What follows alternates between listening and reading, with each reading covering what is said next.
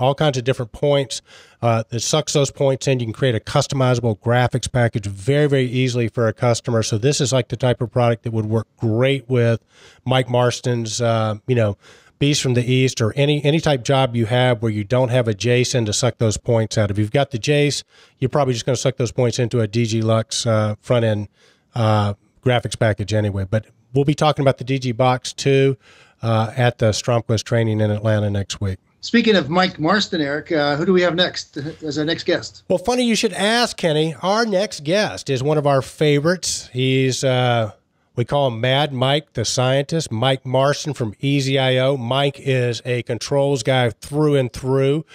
He is one of the founders of Easy.io. We talk a lot about these guys. Easy.io was the 2012 DDC Controller of the Year. Mike has a new controller out, which we'll talk about, called the Beast from the East. But it is my pleasure to introduce Mike Marston, a.k.a. Mad Mike from Thunderdome, the guy who has more frequent fire points than probably any guys in the controls industry. He travels all over the world. I'm not even going to ask where Mike is today. Mike, welcome to the show. Hey, it's a pleasure to be here, guys. Thank you very much for inviting us. Hey, Mike, so you did real well in the Controltrends Awards last year. Tell us about the FG32 and yourself. What's new about the Beast from the East? Thanks for that question, Ken. Well, the Beast from the East, I guess, is that me or is that our amazing new control range? I guess it's both. We're getting quite a following around the world, and it's really a lot of fun. I'm very lucky I get to visit many of you in different countries around the world. What we've produced with the FG Beast series is just something that we haven't seen before in this industry. So what we've been doing is Lim and his team have been busy kind of rewriting the rules using proven systems like Linux, getting things to market fast, and taking advantage of what we use in everyday life today, such as mobile phones, tablets, etc., using the components that those devices use. If it takes us 4 to 5 years to build a product, then we can't use those devices. So it's important we get our hardware finished within 1 year. So the V1 FG32 and FG20 has now hit the streets. We're getting great feedback. So, Mike, when is BACnet available on the controller on the Beast? BACnet's not available till December 2013, and that's not because we don't know how to do BACnet. We just want to do it well, and we want to build the platform to be incredibly powerful to do energy monitoring and control and HVAC control in those small buildings. So keep watching this space. What we're going to have is we've already got Modbus, TCP, and RTU on the controller. You can string 31 devices off the RTU port. BACnet MSTP is reserved as a second processor, co-processor, which helps us really tackle that MSTP lower source code level to deal with the token passing and the speed of response and all that kind of stuff. So the co-processor means you don't lose any performance when you start using BACnet MSTP. So you'll also be able to have 31 devices off the MSTP port. Can you tell us a little bit more about the MSTP and how many points can you feasibly get into the system? Now, let's not get carried away. At the end of the day, there is still a limit, and obviously we need to look at the number of points that we have on each one of those devices. Very similar to other devices. But the big thing is we're using HTML5 graphics straight out of the box. That doesn't mean to say that graphics are going to be used for every project. Where we see it is a starter package to get the foot in the door. We're seeing already that our sales of JACEs and our sales of other systems and solutions are going up because we're getting our foot in the door.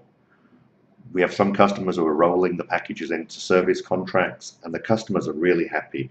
First thing they say is, hey, can I now integrate my lighting? Can I now integrate other systems? And the first thing we say is, hey, you need a JACE. Put a JACE on top of this. And now you can talk to all those legacy devices.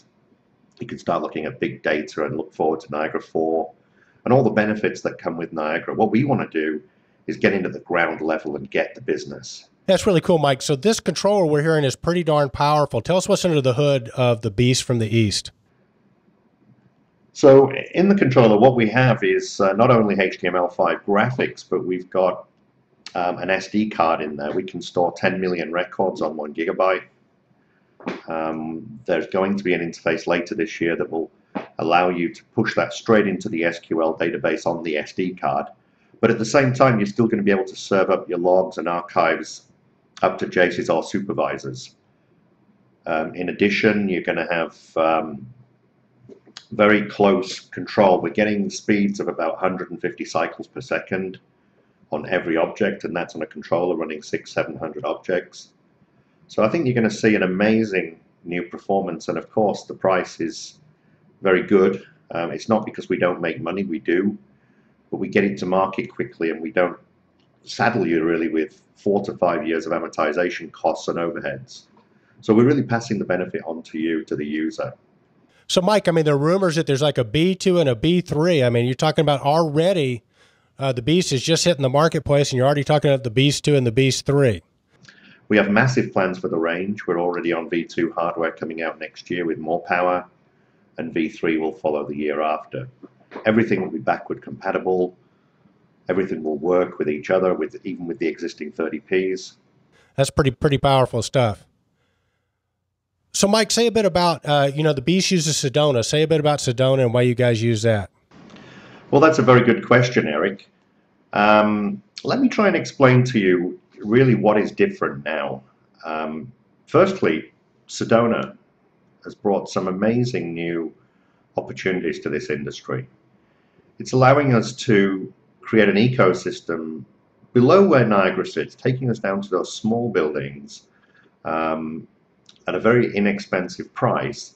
And as part of that ecosystem, because Sedona is the only open source platform and implementation, it's not a specification, it's an implementation. You download the source code, you build it into your controller. What that allows people to do is to use Workbench, which is absolutely fantastic.